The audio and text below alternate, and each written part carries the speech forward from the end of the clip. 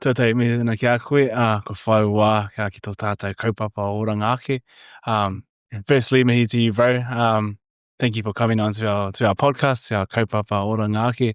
I guess as a starting point or as an introduction, ko ai koe, no hea koe, who are you, and where are you from? Ko Alan Maxwell tuku ingoa, ko mangapu atu momokai e ko tō watawata maunga, ko Whirinaki, ko Nuaka ngā awa, nā te whare, nai te riu, nā tā rākau pāka, nai tūkairongi o ku hopu, yeah, kia ora, and I've had a very, shall we say, fluid life, to say the least. Yeah, on my mum's side, tūhoia Ngāti Kakanunu ki Wairoa, and my dad's side, Maitarangi, via Hokianga far north, actually. That's another story. So, and he was blonde and blue-eyed, you know. It's one of those things, eh? Yeah.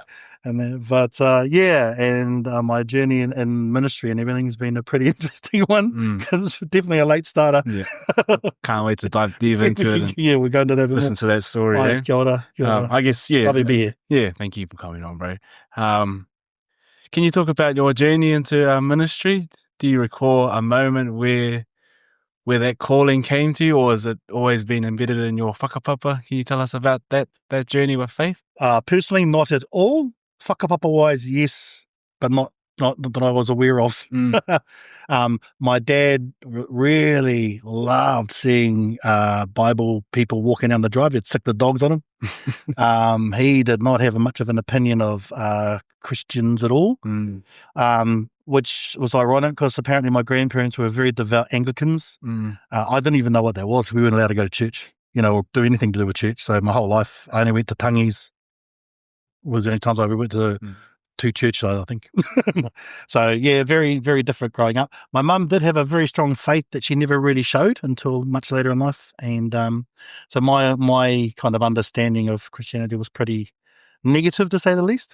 And some of the encounters I saw of young people in high school that said they were Christians didn't really change my mind at all. They often bragged about how drunk they got and, you know, all this kind of stuff. So anyway, so it was 40 years in the wilderness before I found my faith. So I was literally in my 40th year. And it wasn't really, there was like a progression, and it was a lot about becoming a father, I think. Yeah. You know, our firstborn was maybe 7 or 8 months old, I think.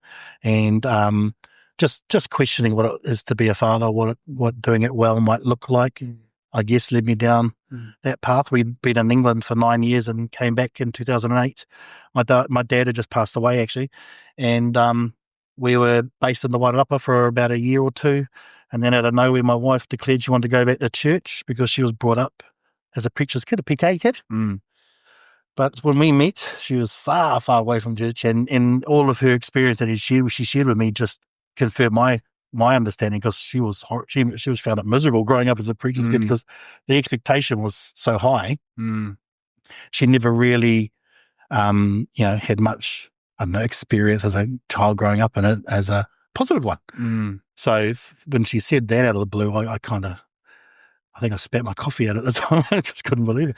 But then she just said, well, I want our kids to know God's real, and that. I think I definitely spat my coffee out then. Which took, us on a journey, but I said, go for it. I'm not interested. See you later. But at the time, I kind of just started thinking about, what the Father is, what this same thing. And I kind of had my own road to Damascus moment, I guess, where I just had this really crazy spiritual encounter that just changed everything, and I couldn't even articulate what it was. And at the time, she'd met some people going to a Quippers church. And we met them in a park with their kids, and their kids were a few years older than ours, but they were the first couple I'd seen that just did carry themselves differently, and I couldn't put my finger on what it was. And eventually that led us to go into a Quippers church, and and then I fully embraced Pentecostal hoorah, burning for Jesus. And I was definitely unschooled, untrained, didn't know what scripture was, but I started seeing it in my head. I started seeing words and phrases, and I kept asking the pastor and the elders, what does this mean? And he said, well, that's Proverbs. And I'm like, what's Proverbs? And they gave me a Bible about a month later, and into it, just loved it. Yeah. But I was kind of astounded at having that revelation and realizing that this was real. How could we've done it so badly? I spent most of my life thinking it wasn't. I was like, what? And I remember Pastor Willie at a Coppers church, I asked him that question. He said, you asked him the wrong question, really. He said, now you know what he did for you in the truth. What are you going to do? You know, and I was like, oh, okay. So, started getting into community stuff and youth work. Well, thank you for sharing your journey. 40 years in the wilderness, as you could say. But I feel like that was all in God's plan anyway to I don't know, to have you wait or have him wait that long. But thank you for sharing that story and your story of your upbringing as well. I'm sure a lot of people can resonate with that as well. Yeah. And going off that, you end up in Tikanga Pākehā in the Waikato and Taranaki diocese. Oh, yeah. Well, that was via the Wellington Anglican Church. Yeah. So how did that all come about? And well, this is a thing I've referred to before, and I know you mentioned it earlier before we started about the God being the master weaver. And that. So back in my secular day, I ran Bridge Lodge in Otaki, which was a conferencing centre and campsite and stuff. And I think I was about 6 or 7 around there. And Marilyn Withers, the old Baptist youth mother guru, she held a couple of her camps out there. And unbeknownst to me at the time, my wife, who I wouldn't meet for another 10 years, was a 17-year-old at that camp. And I was running the show. But many years later, we met. And again, when we came to faith and we were in the Quibbers Church, we went over to Waikanae for an impromptu weekend away, just spur of the moment. So we thought. And we get there catching up with some friends of hers, Baptist family days when she was younger. And they just said to us, oh, are you here for Justin's final service? And I'd never heard of him. I'd only been, and going to Quippers for a year and a half maybe. So I never even heard of him. She said, Justin Duckworth is about to become the Bishop of Wellington. And I remember Kat looking absolutely stunned, but I didn't even know who he was. And she was like, dreadlock, barefoot Justin. And I didn't even know he was there. So he was up the valley at St. Andrews with his Ngāti River Monastery and stuff, And anyway, so we went to service, and up until then, I just thought everything was Pentecostal. Holy Spirit only hung out with the Penties, mate. That was it. Just, you had to have your big bands and your bright lights and all that. And it was just quite surreal going to this little country church and full of, predominantly Pākehā, but he was speaking reo and they're singing waiata, and Holy Spirit was really strong in there. And I just remember it blew my brain that the Holy Spirit would hang out in this little I remember going, honey, what's all this? Anyway, so that was the start. We kind of knew something was significant. And the other thing was I'd never seen the prayer book before. And to open it up and see reo really moved me, like really resonated. And the fact that, most of them were Pākehā, but they were singing waiata, and it was, they're following and Justin leading in te reo. I was like, wow. So that really kind of stood out for me. But it was about another year and a half before the big shift. But that sowed the seed, planted that seed, I think. Justin and Jenny obviously connected with Kat and caught up with her. And then they came out about a year and a half later to Masterton to speak at St. Matthew's Church in Masterton. And at the time, his preaching, he's got a very interesting way of talking conversationally, but somehow you leave feeling challenged in a way you never quite can put your finger on it. And, it really stood out to me. He talked about picking up your cross, not your pillow, and comfortability being a biggest challenge for Christianity. To go into those dark spaces or spaces where we need to go. And at that time, we had felt called to move into a place in need in a neighbourhood and start loving on the neighbourhood and doing soul soup and stuff like this and outreach. And we saw incredible transformation in the community just by loving on. We didn't preach or anything. We just made soup and gave it away and connected the community. And that was kind of the start, I think, of real transformation that made us want to see more of that. And then, he invited us to leave our church of nearly 400 people and go down to a church in Featherston of about 8. But, at the time, as you said, the youth were really struggling down there, and all of the agencies and social providers that should have been there for them had pulled out, and funding had pulled out. And the only ones showing up for them were the gangs, really. So, and my wife and I had felt for a long time that we were going to be called into something very different and new, but we didn't really think it was going to be Featherston. Or being Anglican. But there you go. By 2015, we moved and started ministry down the community. Yeah. Oh, yeah. So you started with, I don't know, who's Archbishop of Justin. Archbishop now. Yeah. Can you, because as a Māori yourself, can you tell us if there's any differences or similarities being involved in tikanga Pākehā and maybe a tikanga Māori hui a Morangi? Well, I suppose, the disclaimer is, I'm going on that journey myself of discovering my whakapapa, and because we were brought up in the far north with Dad's kind of Pākehā side. But I think the standout for me, particularly in the last few years, is the focus and emphasis out of kaupapa Māori is always that whakapapa, the links of connections and origins and layers, where there's always that awareness of that. I think, plus Justin's a bit of an innovator. He's really big on shifting culture change and stuff, and he's done a huge amount of work within the tikanga Anglican space in Wellington, in particular, around relationship and connection and discipleship and community. But yeah, I guess one of the emphasis for the sake of a difference, I would say, is that it's intentionally kind of worked into that process for them, whereas I think it's instinctive and intuitive for Māori. Cool. Probably going into our next topic, you've touched on it a little before, around rangatahi and youth. You've got an extensive background and career in youth or rangatahi and community development. I guess, at what point did you realise God was, or whoever was calling you into that path of working with rangatahi and communities? Oh, I think it's kind of what you said before. I think, those 40 years in the wilderness, he was shaping me, because a lot of that was in hospitality, training young people.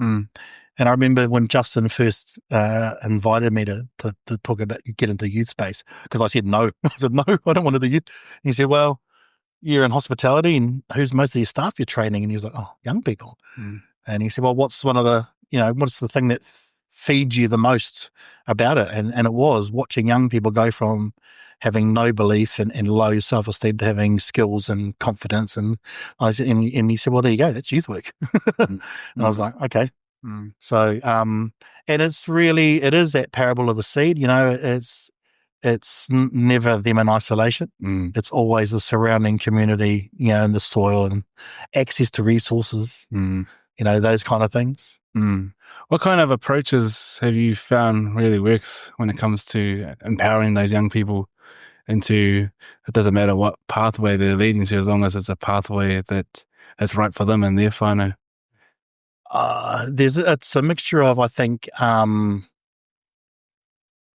just really encouraging them, but also giving them that access. Because often especially when they've come up in a kind of systemic system that doesn't back them or provide or encourage them, they're not used to it. I remember it took a long time for our young people to feel safe enough to even want to express any goals or dreams, which was a bit of a shock to me when I first kind of met them. Most of them are 12, 13-year-old angry kids, because they didn't feel like anyone really cared. And a lot of people just assume that they're walking the streets because they're bored. Well, no, home's not always safe, and they go home when the lights are out, kind of thing, That's the reality for a lot of those kids. Once they realise, though, that they've got the power to write their own narrative, they really take off. It's awesome, actually, because even recently, I got a message from one of my young people. At the time when I met him, none of his family had ever owned a home. he was going into part-time sharing, getting into all sorts of mischief and rah-rah. And he messes me really excited. Him and his girlfriend had just bought their first home. Oh, awesome. Not even 25. Because he got a job with a planner. Because he didn't even know about taxes. Didn't even know about KiwiSaver. When I explained to him, you know, that if you did this and this and this, and you really got this with it, you could own a home. And he couldn't even imagine that because none of his family owned a home. He could never imagine it. And he's changed that narrative in their whānau forever now. And that's so cool. Yeah. So cool. And he's not the only one. I think there's about 5 or 6 of them have bought their homes because they've just really seen that they can do it. So it's cool. That's awesome. Way quicker than me, that's for sure. No, that's awesome. I think, so sort of setting our rangatira on a pathway that's good, and that's sort of breaking down barriers for them as well is such an important way, and something you've really been involved with for a long time. I guess, how can the church better meet the needs of rangatahi in order for the church to grow and to prosper as rangatahi, I think, slowly declining within the church, especially te haere minare? How do you think the church can better meet their needs and help grow the church? I think we've got to meet them where they're at, and we've actually got to just be humble and listen to them. A lot of them have, the ones that I've encountered anyway, have got not good experiences around being heard or valued in a church space.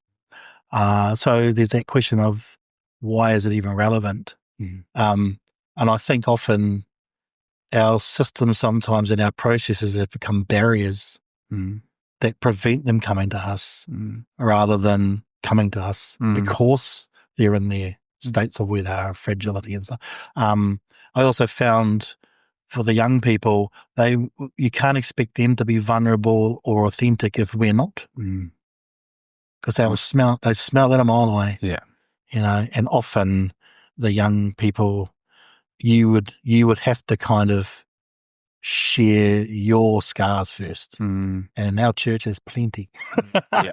But we've got to just name them and be real, I think. Otherwise we have no real credibility. You talk about the church having many scars, which is true, and there's a big reason why, not just rangatahi, but many people have faded away from the church. Is there any other ways you think that those barriers can be taken down and the church be seen as a more welcoming place for rangatahi and for anybody who's wanting to join? I could get in trouble. It's funny actually. I've been going on a real journey this last year since I've been here, really, around just how we start with an intent that is righteous or beautiful, and we never get it right. We just always get it wrong. The intent behind Te Tiriti, beautiful. Execution sucked. You don't have to look far to find where everything started with a great intent, and then we've not delivered, executed it well. And, just recently I didn't realize that the Greek word for sin quite literally means to miss the mark. Wow. And often we have this great intent, and then, the other fellow tries to get us to miss the mark. And I think we've unfortunately done that quite often. But we've always, you've always got to come back in and just keep looking for what God wants to do in our space. But grace, if grace isn't in the room, neither is Jesus. Really, and often it astounded me when I first came to faith. I was bouncing around, fresh newbie, in love with Jesus, want to hug everyone. And I just couldn't believe how many people I came across that they'd tell me, they'd say, "Oh, I've never lost faith, but I lost faith in church." And that really broke my heart, But, take the log out of my own eye first, I guess. Just keep doing what you can do and love your neighbour and love the Lord and do those two things. Touching on leadership, what does leadership look like to you when it's rangatahi-led or community-led rather than the top-down? Is that a way of breaking down those barriers? Often really creative, almost always instinctive, and they just do it. Yeah, it's quite incredible. Young people, I don't know, they haven't been overburdened with I don't know, certain ways of doing things to the point where we've structured out innovation or creativity almost. You know, they're quite. Yeah, I think I learned a lot more from them than anyone else in a lot of ways around, you know, how to approach different things. Yeah, I think we've just got to stop thinking we know everything just because we've got a few more miles on the clock. You know, and Jesus said, "Come to me like these children." Yeah. I guess moving on from Rangatei and to this place, St. John's, where you've just started this year. Can you tell us about that journey and how that journey sort of came about, how you came from, because you came from Waihi. Yes, from the pristine place of Waihi, coming to East Auckland, to St. John's. How did that come about? Well, again, that was a bit of a weave by the old master himself. I actually started studying distance learning through here via Wellington Diocese back in 2016, the original Diploma of Christian Studies, whatever it was called. But I only got about 3 papers finished, and then my youth ministry in the Wairarapa and stuff took off and went. It was just a bit too crazy. I couldn't do everything. So I put down the study and I did a bit here and there, but then in 2023, while we're in Waihi, I kind of really got the urge and this opportunity to do some part-time study via Aotearoa University and met the masterful Matua Wayne Takawa and Murray Ray. And that was my first journey around theological studies from an Indigenous narrative and really found it life-giving and innovative and just loved everything about it, and it sort of sparked that hunger again. And Matua Wayne at the time said that he was going to do a couple more papers, and I said, yep, I'm in, I'll just do some more. Yeah, I can't wait. And then he left. I was absolutely over again. And did nothing for a year, and then I found out that similar stuff was happening up here, and Matua Wayne was coming up here, and there was this new Te Takawai and Te Toi Marangi program, and I had the opportunity to via Bishop or Archbishop Philip to come and jump at the chance here, and that because I love listening to Indigenous narratives and stories of how God was moving in our people, because it was just raw, real, and on the ground, and very much resonates with me and how my experience and contact was, with God. You said you spoke in the name of Matua Wayne. Can you tell us how it's been learning under such great Māori theologians like him here at St. John? Oh yeah, huge. It's a real gift. I mean, his extensive knowledge of not just theology in that, but also whakapapa. I mean, his mum taught my mum and all my uncles. Didn't even know that until I'd applied to Aotearoa University. He emailed back, he goes, bro, basically whānau. And he rattled off all these other names that I had no idea. And then, people like Murray Ray and Michael Tamahiri and Archbishop Don, just incredible academic theologians, but also just knowledge of our people and their histories. I could listen to their vows, honestly. This is not a class. It's just it's a privilege. It really is. Yeah. So can you talk to us about perhaps to those who may be listening who are unaware of what Te Toi Amorangi and what Te Takawai is, can you explain what that is? Sure. and your sort of experiences you've had with those two programs? Yeah, so I think it's a for Hawani Tapu is a different way of offering both academic and formational options, and then so the Te Takawai component is essentially academic that leads to eventually to the diploma in Anglican study, whatever they call it nowadays, that level 5 certificate. And the Toi Marangi is formational, so it's a combination of visits to different various marae, hiding as a way, some on-site kind of development around practical training on doing aspects of services and chapel and things like that as well. So it's a bit more of a all-rounded experience rather than just purely academic.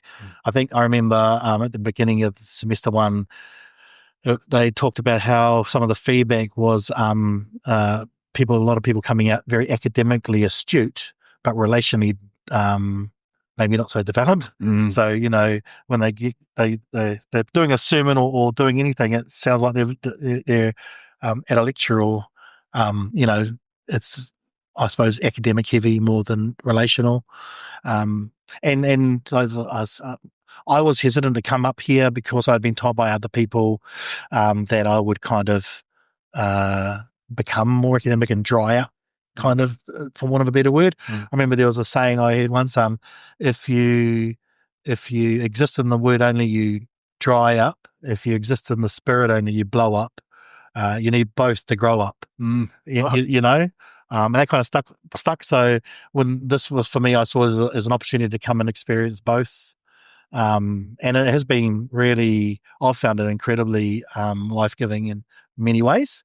The thing is that transformational learning happens in the grey spaces, not just in an assignment. And the noho and the hiding is in the toiwarangi. Those are the spaces that provide those spaces.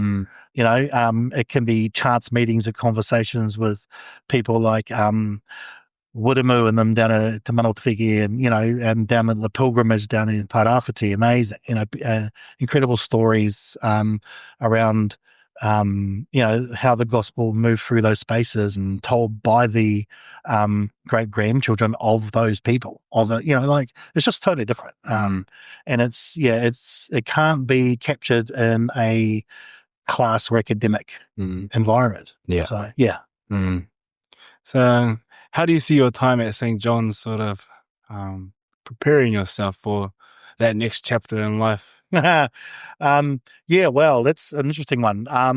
My wife and I have been looking after churches for the last 7 years, and we still have a church in Waihi Beach that we look after once a month.